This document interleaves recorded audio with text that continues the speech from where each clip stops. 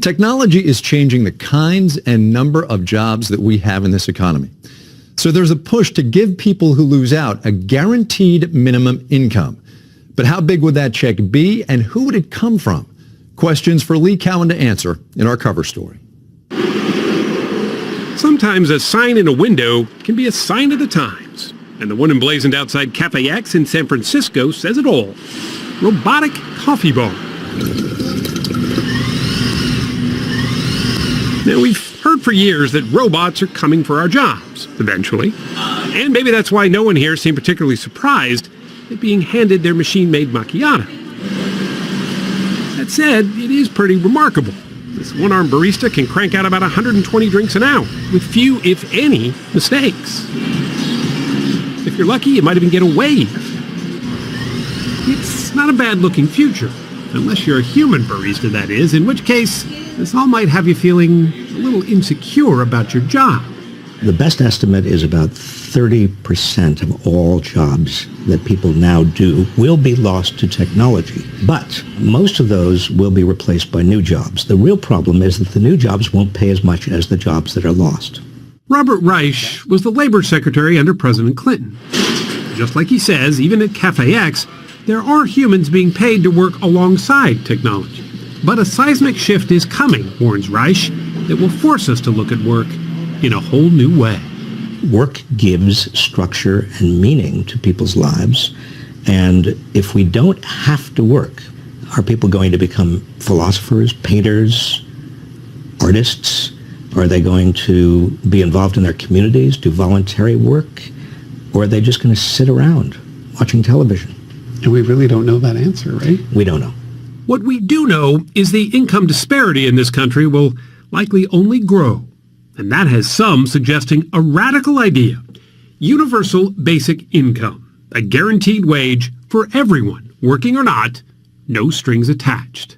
There are all kinds of mysteries and potential flaws with regard to universal basic income. But it's inevitable. We're going to have to seriously consider universal basic income. It's nothing new. Thomas More saw it as part of his fictional utopia as early as the 16th century. Richard Nixon once flirted with the idea. But perhaps its most eloquent spokesman was Dr. Martin Luther King Jr.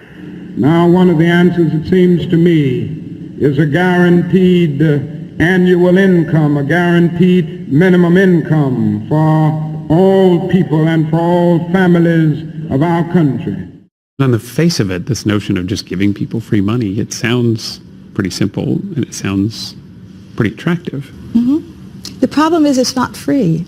There are trade-offs. In order to finance something meaningful as a basic income for truly poor people would require us to find a significant amount of additional revenue. Where would we find that? Professor Laura Tyson teaches economics at UC Berkeley and says even if every other social safety net program was cannibalized to pay for it, the math still won't add up. Let's just take a simple example. $10,000 a year, 300 million people. That's $3 trillion. $3 trillion. $3 trillion. The budget is about $4. So that's 3/4 of the entire federal budget. A number of places have tested the idea, on a much smaller scale, mind you. But so far, economists say none of those tests has been scientifically rigorous enough to determine much of anything. Which is why a lot of people are now looking at Stockton, California. Growing up, my goal was to leave Stockton and never come back, actually. There's a new mayor here, Michael Tubbs. Just 26 when he was elected, having gotten the job based in part on his promise to improve the economy. 25% of our population lives in poverty, but I would argue that another 25 to 30% are just one paycheck away. He thought, what if he could provide that one extra paycheck? A payout not generous enough to encourage people to stop working, but big enough to give some financial stability. I'm not saying give everyone a Mercedes-Benz or give everyone a yacht or give everyone a private jet to travel to meetings to. I'm saying give everyone an income floor so that they're able to make decisions to provide for themselves and their families. He partnered with the Economic Security Project, an organization chaired in part by Chris Hughes, one of the co-founders of Facebook, who's written extensively about the basic income idea. Starting this fall, His group will underwrite an 18-month experiment in Stockton that will give $500 a month to about 100 families and see what they do with it. Tubbs knows it's not without its risks.